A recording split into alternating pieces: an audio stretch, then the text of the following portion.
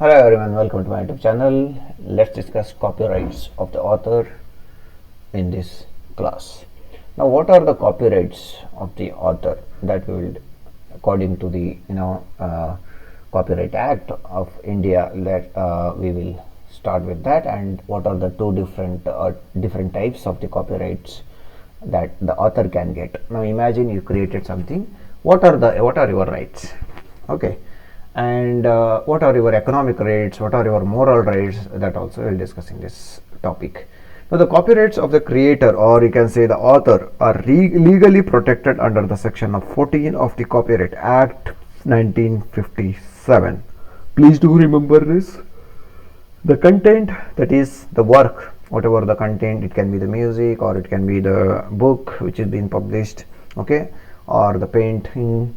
The content or a work which is created by the author cannot be used or published by anyone without the author's consent. You should get the permission that we have discussed in the previous classes.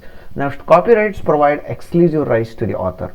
Okay, it can be in the areas of publication, in publication for all your papers, all books, all these things. Next, especially for literature, whereas distribution for a marketing purpose. Okay. And next, usage. Okay, so the copyright owner enjoys two types of the rights. What are those? Economic rights and the moral rights. Economic rights is related to the finance. Okay, I want to make money, so I need to have that kind of copyright. I'll be using my copyright to make money. Whereas in moral rights, you will be, imagine you have given a license to someone, but still your name will be there under the name of the copyright holders. Why? Because you are the original copyright holder. Understanding? So that comes under moral rights. Okay, or you can call it as a personal rights. So coming to the economic rights. Economic rights, how many types? Economic rights and moral rights. Under economic rights, we'll discuss. Economic rights are associated with what? Financial benefits. It directly says that you are earning, you are making profit of your created work. As per the Act, the copyright owners can authorize or prohibit. You can authorize or you can prohibit. Okay. What you can authorize? I can authorize the reproduction of work. I can prohibit the reproduction of work. Both the rights I have got, right?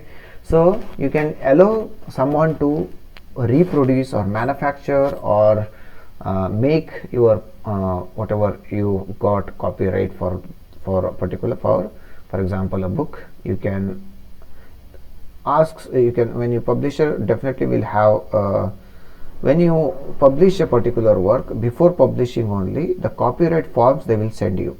Once your paper is accepted or book is accepted, you have to sign for that, then only they will publish it.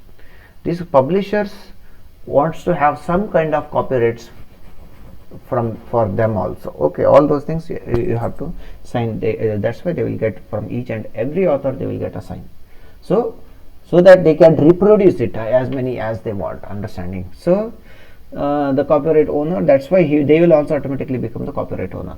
But in the case when somebody wants your work, so when you are licensing your copyright to someone, then a reproduction of the work in that can be, you can authorize it or you can prohibit it. For example, imagine you are a director of a movie, you created a movie, you are a producer, you have now that movie is created by your money, so you own all the copyrights about that movie.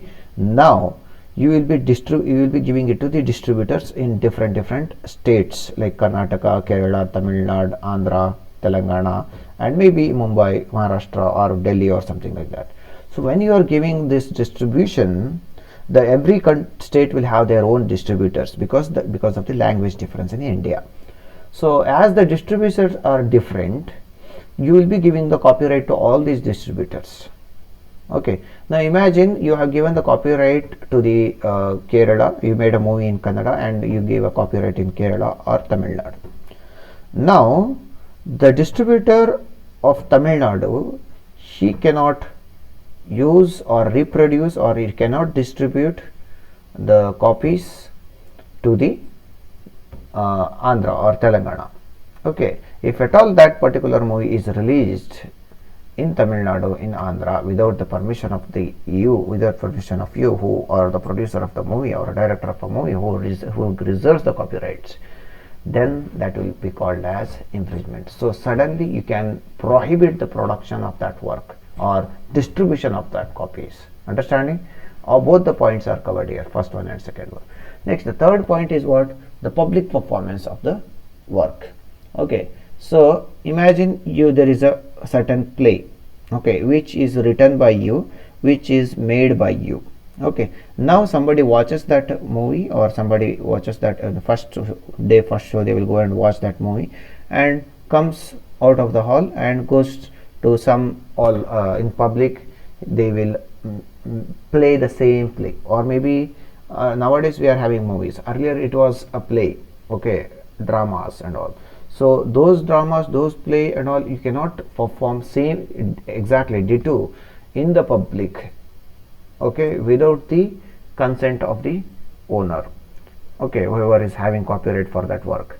If at all that drama's copyright is being played in the public, not only the person who played or a group who played, even if at all that particular hall where the play was performed will also get a notice that they have infringed copyrights. Understanding? We have a separate topic for that as a small topic. We will discuss in the next class.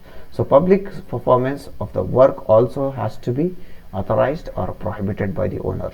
Next, broadcasting, communicating the work to the public. Okay, you cannot broadcast something which is already copyrighted.